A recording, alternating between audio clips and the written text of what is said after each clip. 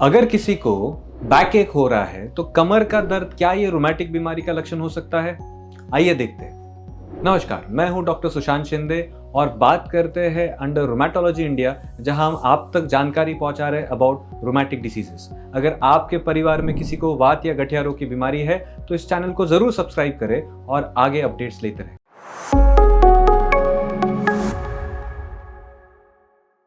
देखिए, एक बीमारी होती है जिसे कहा जाता है एंकिलोजिंग स्पॉन्डिलाइटिस।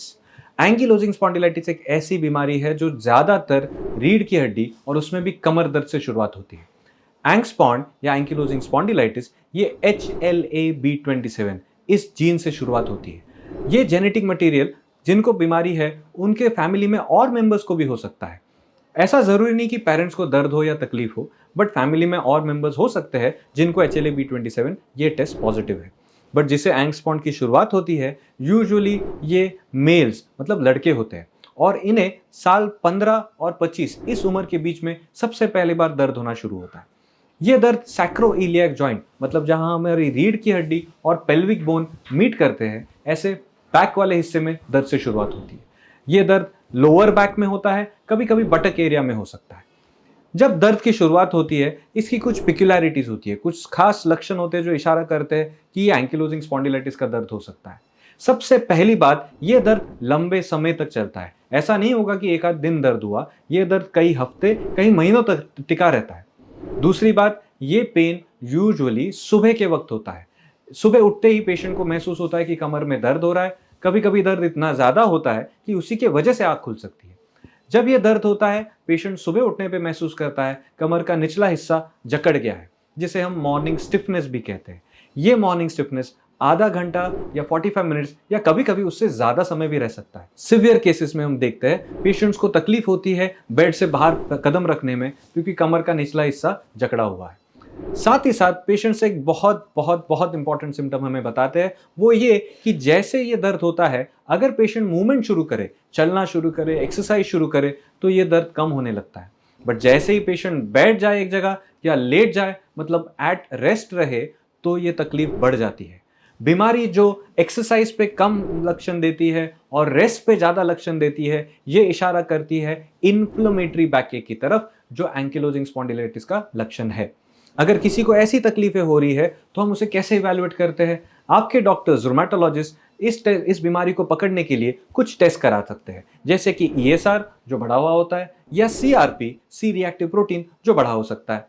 एक ब्लड टेस्ट इसे पकड़ सकती है जो मैं ऑलरेडी बता चुका हूं, HLA-B27। अगर ये टेस्ट पॉजिटिव है तो ये रिस्क बढ़ाती है, चांस बढ़ाती है कि पेशेंट को एंकिलोजिंग स्पॉन्डिलाइटिस हो सकता है। इसी के साथ रीढ़ की हड्डी के एक्सरे या MRI भी हेल्प करते हैं। शुरुआती टाइम में एक्सरे में चेंजेस नहीं पकड़ में आ सकते। अगर किसी का दर्द कुछ हफ्तों, महीनों या एक साल के अंदर का है तो ऐसे केस में MRI की जरूरत ज्यादा होती है। MRI में हम सैक्रोइलियाक जॉइंट देखना चाहते हैं और वहां पे क्या कोई इन्फ्लेमेशन के चेंजेस है ये हम पकड़ना चाहते हैं।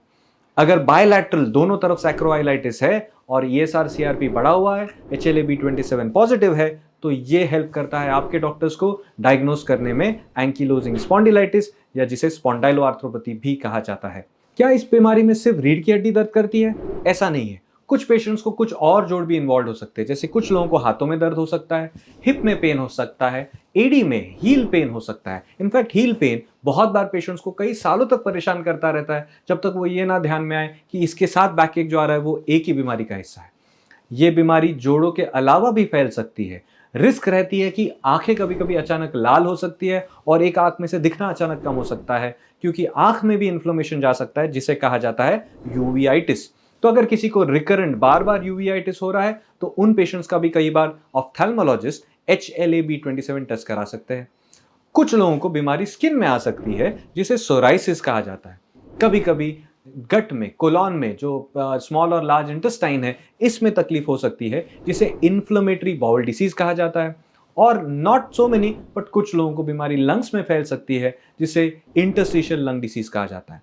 ये सारी चीजें, यूवीआइटिस माने आंखों का तकलीफ, सोराइसिस मतलब स्किन में तकलीफ, IBD इन्फ्लेमेटरी बाउल डिसीज मतलब गट कोलॉन का तकलीफ, और कभी कभी इंटरस्टिशियल लंग डिसीज लंग की तकलीफ, ये एक्स्ट्रा आर्टिकुलर जॉइंट के आगे जाके तकलीफें है जो एंकिलोजिंग स्पॉन्डिलाइटिस में हो सकती है। हिप का प्रॉब्लम खास करके सीरियस हो सकता है अगर इसकी तरफ ध्यान ना दिया जाए।